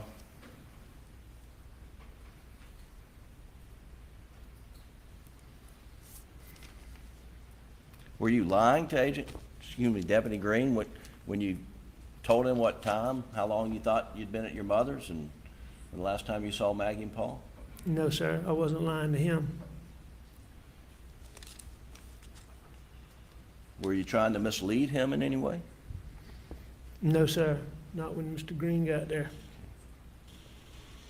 Now, you've admitted in the first few questions that I asked you yesterday and multiple times today that you lied to Agent Owen and Deputy Rutland and Agent Owen and Agent Croft, and on a couple occasions about your whereabouts following dinner, correct? I did lie to them, as we discussed repeatedly. And you've explained that it was this addiction, opioid-induced paranoia you just couldn't shake. Is that right? That's right. Like I said, there's certain things, anything, that make you paranoid, but I could get over it really quickly. But that night, I didn't. And you had a bag of pills in your pocket, did you not? I did. And When you got down to the kennels, we're not gonna repeat all that, but I mean, did you ever see anybody down there, anybody else? No, there was nobody, there wasn't anybody down there when I was there. And did you believe that the information, whether you were there or not there, would advance their investigation in any way? No, I didn't. I didn't think that, And why didn't you think that? because they were fine and doing good when I left there.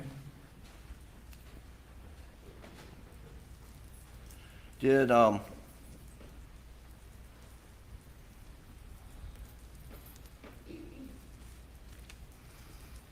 the 911 call, do you remember that the call first went to Hampton? I don't remember that, but I know that now. And what we played here in the court in your testimony was the Colleton County handoff.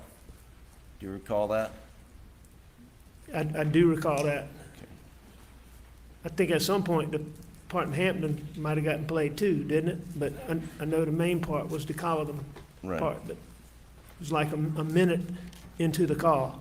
But initially it went to Hampton, then subsequently it was transferred to Colleton. That's right. And then a minute or so into the Colleton call, you said, "I've been up to it now." You remember that? I do remember saying that. I remember hearing it. I don't remember saying that, but I remember hearing it. Okay. And that's, I mean, that is accurate.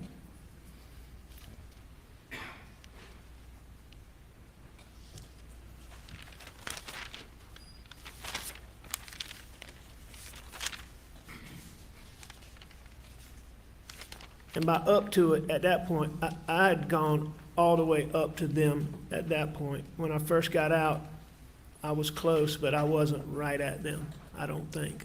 Right. You were asked about the roadside shooting, and your intent was to end your life that day, was it not? It was, no question.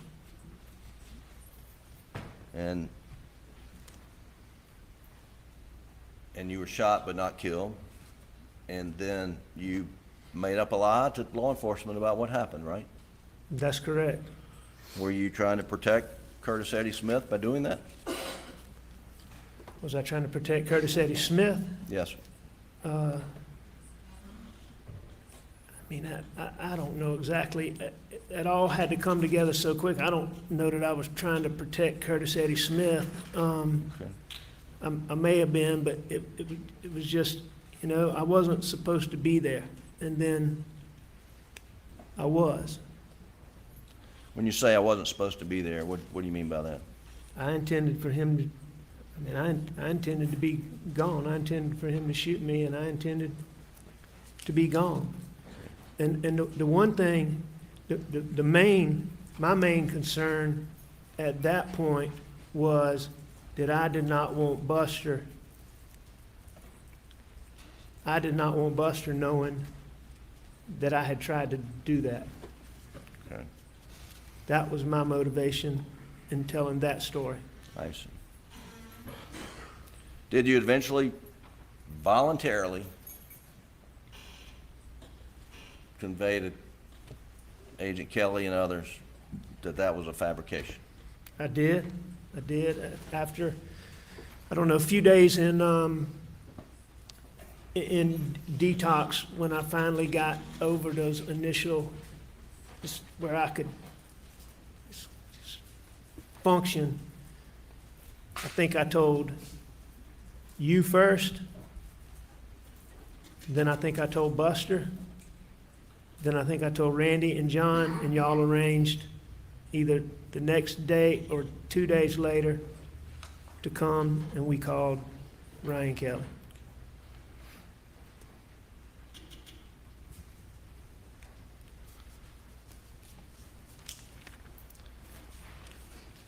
Alec, you've lied to your family over many years, have you not? I lied to my family about my addiction. And you hid from them you were stealing client money, did you not?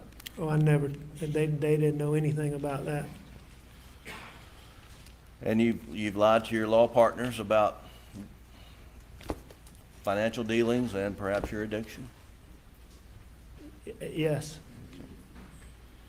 And you've lied to law enforcement about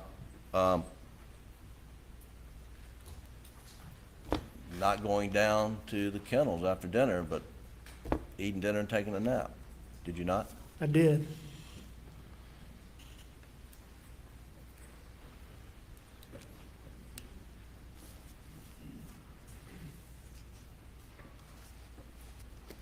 Alec, did you murder Maggie? I would never hurt Maggie. Did you murder Paul? I would never hurt Paul. If I was under the pressure that they're talking about here, I can promise you I would hurt myself before I would hurt one of them. Without a doubt. Thank you. That's all the questions I have, Your Honor. Waters. Please, court. You said that you were concerned when you talked to David Owen about the bag of pills in your pocket, correct? I mean, no, sir, I'm not saying that I was concerned about that. I don't think I told you I was concerned about that. I'm just telling you that was a fact. I had a bag of pills in my pocket, and that was one of the things, that was one of the many things that came together that night. And you're trying to tell this jury that as a reasonable husband and father in this situation, concern about a bag of pills in your pocket was more important to you than telling law enforcement and narrowing the time when you last saw your wife and son alive. That's what you want to convince this jury of? No, sir, because, I mean, the bag of pills in my pocket was not what I was concerned about sitting in there. It was, as I said, it was one of the many things that was going on. But I wasn't sitting there worried about those pills in my pocket. You were asked about requesting the phone and automobile data, and that was because as a prosecutor and a lawyer, you had been manufacturing an alibi to cover your tracks. No, sir, that's absolutely wrong.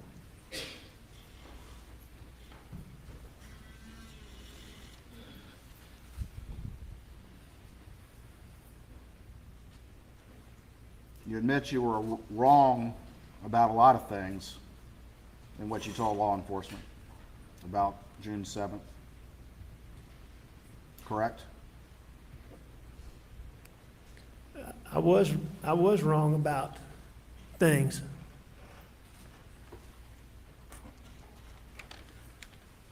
Some things. You were asked whether or not you voluntarily confessed to Agent Kelly, but you only did so after being confronted with undeniable information, correct? No, sir, that's not correct at all. What I was told is that, and I believe this came from Randy, what I was told is that SLED had come up with some information that seemed like it was consistent with my story, and they needed me to verify some things, is what they told me. And, you know, I knew that resources had already been wasted. I didn't want them wasting any more resources, and I told them the truth, but there wasn't any, nobody had presented me with any evidence. And you just testified that you told Jim Griffin first, correct? I believe that I told Jim Griffin first. But at that time, you didn't say anything about those kennels, did you? To Jim Griffin at that Correct. time? No, sir, I didn't.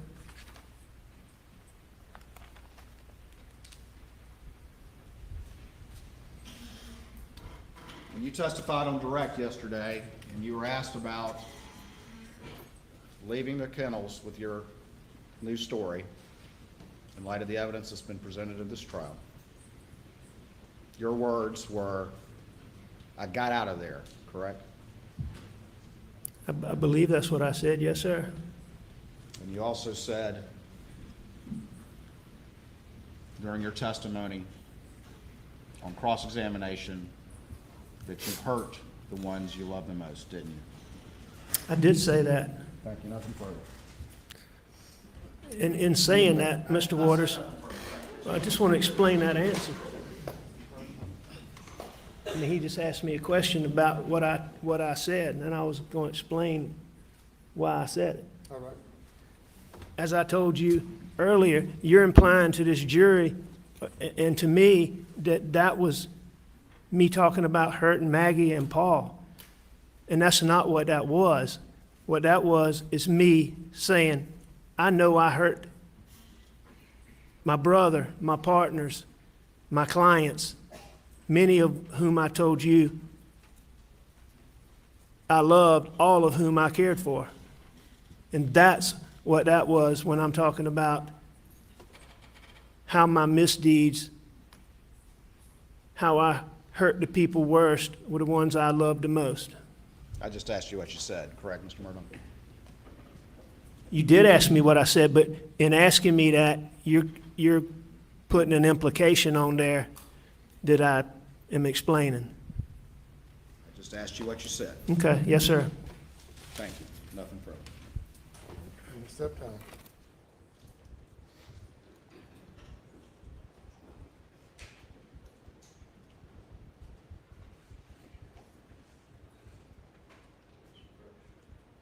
So I'll stand for a moment while counsel approach.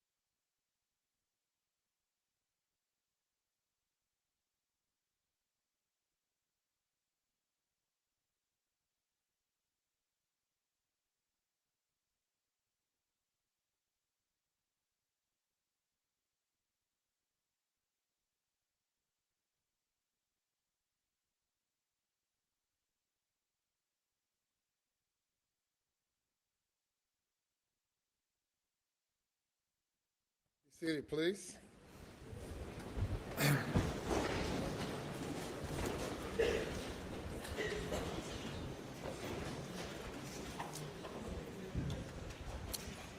Well, we've come to the end of this week, and we will adjourn now and resume at 9:30 Monday morning. Have a great weekend. Do not discuss the case or allow yourself to be exposed to any information concerning the case. And we'll see you Monday morning. Have a great weekend. Jury is excused.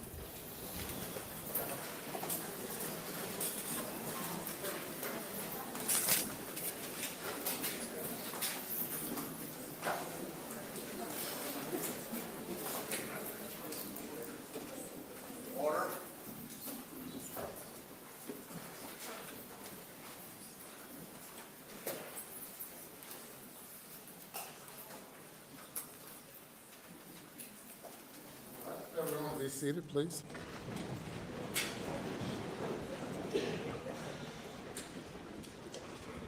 Regarding scheduling, first up Monday morning, Mr. Harpootlian. Your Honor, we anticipate having 4 witnesses on Monday. They would probably average an hour apiece. So I would suspect by lunchtime we would be, no? Early afternoon. early afternoon, I'm told by Mr. Griffin, resting our case. And of course, Mr. Waters indicated he'll have one or two reply witnesses. Couple right now, Your Honor. Obviously, we need to assess that when they complete their case, but it would not be lengthy. So that begs the question, what day next week do we do argument and charge?